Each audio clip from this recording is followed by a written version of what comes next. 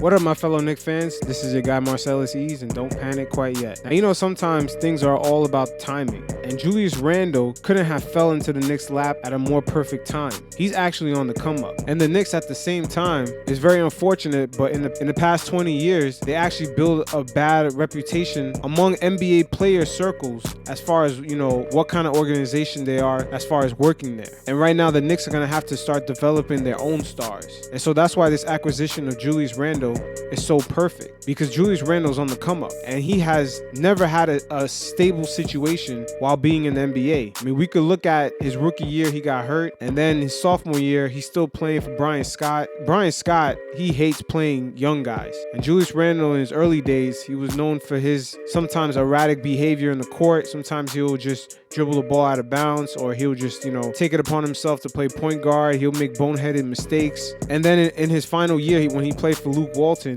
he actually improved his game all around in that final season with the Lakers. And very unfortunate for him, the Lakers were trying to go after LeBron James and other big name stars.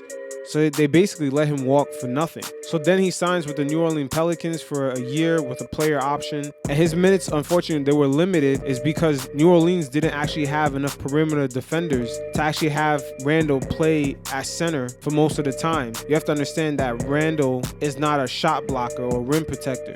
So when the Pelicans, they didn't have enough perimeter defenders to keep players from attacking the rim. But when Julius Randle mixed in with their better players as far as defending guards, they were actually one of the better defensive lineups in the league. Randle has very quick feet. He can keep up with even point guards. He's very fast, very athletic. The only thing is he's not a rim protector. Also, looking at his three-point shooting, Randle was horrible from three, especially in his first couple years in the league. He was very bad. But in New Orleans, he actually improved. He shot around 34% from three-point range, which is about league average. But it was a much better improvement than the years prior. And also looking at his field goal percentages, they just keep going up every year. This guy is always hovering around 50% from the field.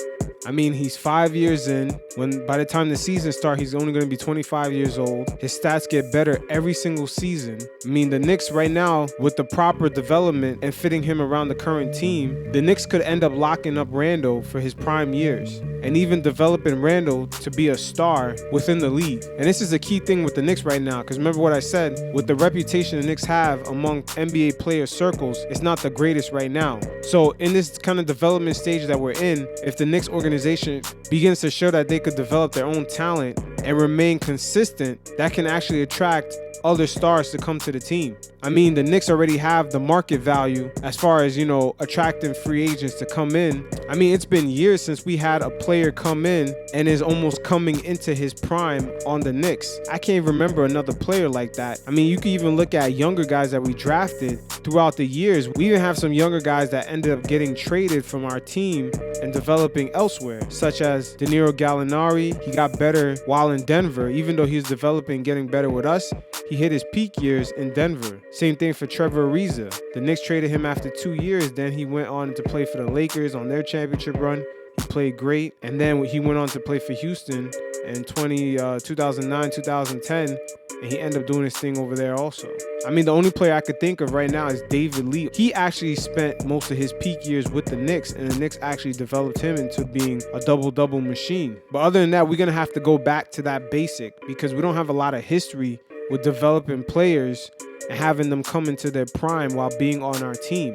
And there's nothing better than homegrown talent, because sometimes you can't buy your way into a championship team. You're going to have to develop within. I mean, you can even look at guys like Mark Jackson. The Knicks let Mark Jackson go. Kristaps Porzingis never even hit his peak years. Tim Hardaway Jr. left the Knicks, and then he kind of developed into a better player in Atlanta. But right now, the timing couldn't be any better. It's like the Knicks don't really have the cachet to catch any big name stars. But at the same time, you got this guy who's kind of been cast off to the side and is looking for a home. And the Knicks could begin to cultivate their own stars, and it's going to have to begin with Julius Randle. Julius Randle has definitely the potential to be that machine. I mean, in his first 31 games last year with New Orleans, he averaged about 19 points a game, and he was shooting above 50% from the field, and he was only playing 27 minutes.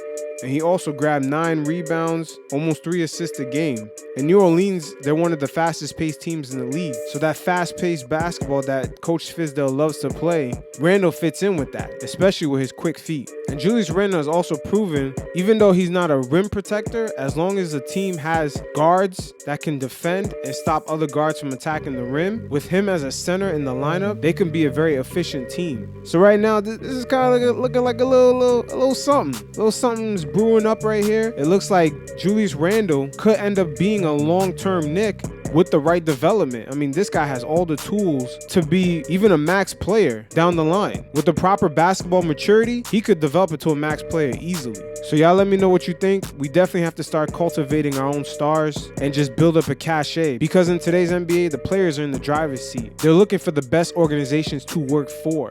And the Knicks right now, we're headed in the right direction. It may not look sexy, but we're definitely headed in the right direction. But let me know what y'all think, and y'all stay safe. Peace.